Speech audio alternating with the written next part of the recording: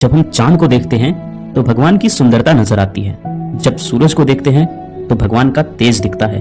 और जब हम आईने में खुद को देखते हैं तो भगवान की सबसे प्यारी रचना दिखाई देती है, यानी हम खुद। इसलिए खुद पर भरोसा करना सीखिए।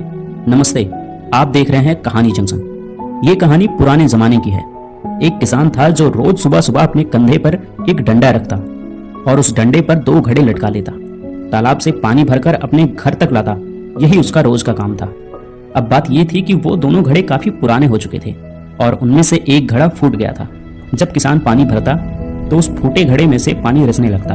किसान जब घर पहुंचता तो 2 घड़े पानी की जगह सिर्फ 1.5 घड़ा पानी ही पहुंच पाता। जो घड़ा सही था उसे इस बात पर बहुत घमंड था। वो अक्सर उस फूटे घड़े को चिढ़ाता रहता।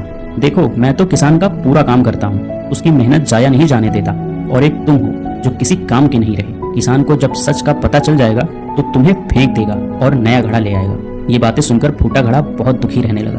उसे लगता बेचारा किसान इतनी मेहनत करता है, लेकिन मेरी वजह से उसका आधा पानी रास्ते में ही बर्बाद हो जाता है। आखिर मैं किस काम का हूँ। एक दिन उसे रहा नहीं गया। उसने किसान से कह ही दिया, मालिक आप रोज इतनी मेहनत करते हैं, पर मेरी वजह से आपका आधा पानी रास्ते में ही गिर जाता है। अब वक्त आ गया है कि आप मुझे छोड़ दीजिए, किसी नए घड़े को ले आइए। हाँ, बुरा तो लगेगा, पर सच यही है कि अब मैं किसी काम का नहीं रहा। किसान मुस्कुराया और बोला, अरे पागल, तू इतना दुखी क्यों होता है? मन छोटा मत कर।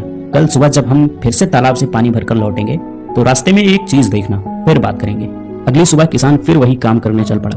डंडे पर दोनों घड़े लटकाए, तालाब गया, पानी भरा और वापस चल पड़ा। लौटते वक्त फूटे घड़े ने देखा कि रास्ते के किनारे खूबसूरत रंग बिरंगे फूल खिले हुए थे। फूल देखकर उसका दिल खुश हो गया। थोड़ी देर के लिए उसकी उदासी दूर हो गई। घर पहुंचकर किसान ने घड़े से पूछा, कैसे लगे फूल? अच्छा लगा ना? फूटा घड़ा बोला, हाँ मालिक, आज रास्ता तो बहुत सुंदर लग रहा था, पर फिर से उदास हूँ क्योंकि आज भी आप पूरा पानी लेकर चले थे, पर घर सिर्फ 1.5 घड़ा पानी ही पहुंच पाया।